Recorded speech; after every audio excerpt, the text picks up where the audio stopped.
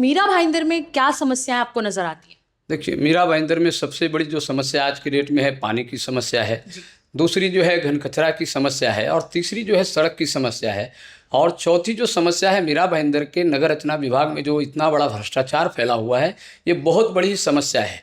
और इस समस्या के ऊपर मैं महाराष्ट्र सरकार के मुख्यमंत्री और आदरणीय दोनों उप मुख्यमंत्री जी से और हमारे मंत्री महोदय जी से भी गुजारिश करूंगा कि ये जो नगर रचना विभाग में एक अंडर टेबल जो 160 रुपया का जो रेट चल रहा है कई सालों से, ये क्या मामला है, इसकी गहन जांच होनी चाहिए। और इसके लिए जिन जिन अधिकारियों ने आज तक के इसके पैसे उठाए हैं, इनके ऊपर कार्रवाई करके इनको जेल की हवा खिलानी चाहिए, क्योंकि शहर में भ्रष्टाचार की बू जो है बहुत जकड़ करके आ चुका है। आज एक व्यक्ति को यदि कोई बिल्डिंग का प्लान पास करना होता है तो उनको 2 करोड़ रुपया रिश्वत देना पड़ता है और 50 लाख रुपया मनपा की तिजोरी में आते हैं। ये किस प्रकार का ये मीरा भाईंदर के अंदर जो चल रहा है नगर रचना विभाग, क्योंकि ये अधिकारी 3 साल के प्रतिनियुक्ति पे आते हैं, इनको इस शहर से लेना देना। उनको लगता है कि ये 3 साल के अंदर नगर रचनाकार, सहायक संचालक, सहायक नगर रचनाकार, ये जो तीनों जो पद है, इन पद पे वो लोग आते हैं और 3 साल में इस शहर को लूट करके, और उसके अंदर जो मीन में जो बिचौलिया जो दलाल होते हैं वो आर्किटेक्ट होता है। और आर्किटेक्ट, और यदि कोई व्यक्ति सामने से जाता है तो उसको वो काम करने को नहीं, बिचौलिया जो होता है आर्किटेक्ट, इसको आर्किटेक्ट के बहाना कर करके ये बिचौलियों के माध्यम से मोटी रकम ऐंठते हैं। इसके ये बहुत बड़ी समस्या है इस शहर की। सर, समस्याओं पे आपने बात की, अभी हालांकि अभी हम डिस्कस कर रहे थे। अब तो मुझे बताया कि मीरा भाईंदर में सबसे बड़ी जो समस्या है वो पानी की समस्या है, उस विषय पे सर क्या कहना है? देखिए, पानी की समस्या आपको बता दूं कि 2024 में ही 24 घंटा पानी मिलने वाला था, लेकिन आज 2025 के भी 6ठे महीने चल रहे हैं। मीरा भाईंदर मनपा की उदासीनता के कारण इस जो है सूर्या डैम की पानी आने में देर हो रही है। कारण मैं बताऊं कि अंतर्गत पाइपलाइन डालने की जो प्रक्रिया है बहुत ही धीमी गति से चल रही है। मैं मनपा आयुक्त को आपके चैनल के माध्यम से गुजारिश करूंगा कि इसके ऊपर ज़रा विशेष ध्यान दें। और बढ़ती हुई आबादी वाली ये शहर है, इस शहर के अंदर आप बिल्डिंगों की तो 36 40 महले की बिल्डिंग को आप परमिशन दे रहे हैं, लेकिन उनमें रहने वाले रहवासी का क्या दोष है, आने वाले निवासियों का क्या दोष है? वो आने के बाद उनको पानी नहीं मिलता है। मतलब 2 करोड़ का फ्लैट लेने के बाद उनको पानी पीने के लिए 40 लीटर का केन लेकर करके विकट ऊपर चढ़ाना पड़ता है। तो इस शहर के लिए, जनता जनार्दन के लिए बहुत ही दुर्भाग्य की बात है।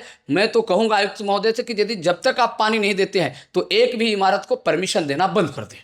सर, अभी हाल फिलहाल में एक मुहिम बहुत फेमस हो रहा है मीरा भाईंदर में कि क्लस्टर हटाओ मीरा भाईंदर बचाओ, उस विषय पे आप क्या कहना चाहेंगे? देखिए, क्लस्टर हटाओ, इसके मैं खिलाफ हूँ। क्लस्टर में जो कुछ त्रुटियां हैं तो सरकार अपनी है, अपनी सरकार के माध्यम से उन त्रुटियों को दूर करने का काम करना चाहिए। जो भाईंदर पश्चिम में जो एक बीच में मुद्दा चला, लोगों ने विरोध किया, मैं उनसे मेरा एक सवाल है कि जब ये क्लस्टर हटाओ का जब आपका मुहिम अभी चालू आपने किया तो 24 अगस्त को 2024 को तत्कालीन आयुक्त संजय जी काटकर, दिलीप घेवारे जी और संबंधित अधिकारियों को लेकर के नगर भवन में आपने बैठक क्यों लगाई? उस दिन आपका आवाज़ क्यों नहीं बाहर आया कि इसका विरोध होना चाहिए? भले आप उस वक्त विधायक नहीं थे, लेकिन आपकी सारी एक्टिविटीज़ इस शहर में चल रही थी। चुनाव को लेकर करके गीता जैन जी के खिलाफ में आप गाड़ी लेकर के रोड पे आंदोलन कर रहे थे, बहुत सारा कचरा फेंक रहे थे, बहुत सारा खड्डा भर रहे थे। तो उस वक्त कलेक्टर का विरोध करना चाहिए था। देखिए, कलेक्टर के विरोध करने का जो आयुक्त को ले जा करके मिले, नगर सेवकों को ले जाकर शिष्टमंडल मिले, ये भाईंदर पश्चिम की और मीरा भाईंदर की जनता की और जो कौन सा नगर है वो रहवासियों के साथ में मैं कहूँगा कि ये दिखावा और छलावा है। क्योंकि महाराष्ट्र में सरकार किसकी है? फडणवीस जी इस राज्य के जो मुखिया हैं, मुख्यमंत्री हैं। नगर विकास खाता किसके पास है? युति सरकार के पास है, शिंदे साहब के पास है, अजीत दादा इस राज्य के उप मुख्यमंत्री हैं। तो ये सभी से मिल कर करके ये समस्या यदि 6 महीने में रखते थे तो एक क्लस्टर की समस्या के बाद, क्लस्टर योजना गौर गरीब जनता के लिए बहुत ही फायदेमंद है। क्योंकि हमारे काशी मीरा के परिसर देखिए, जो अनाधिकृत घर कहा जाता है, उत्तर में भी ऐसे हैं जो अनाधिकृत घर है।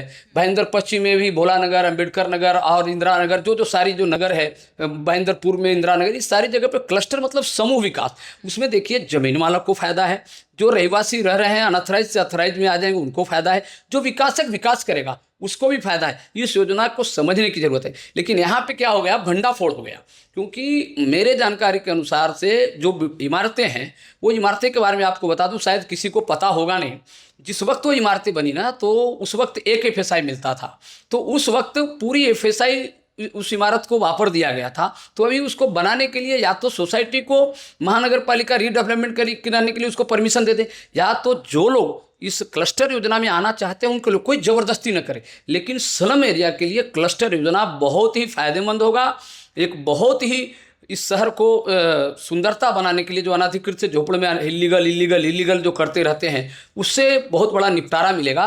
तो क्लस्टर योजना आनी चाहिए, लेकिन उसमें जो त्रुटियां हैं, जो कमी है, वो सरकार के माध्यम से, शासन के माध्यम से, जिलाधिकारी के माध्यम से, मनपा के माध्यम से ये प्रस्ताव तैयार करके शासन को जाना चाहिए और शासन से उसके सुधार ला करके इस योजना को कार्यान्वित करना चाहिए।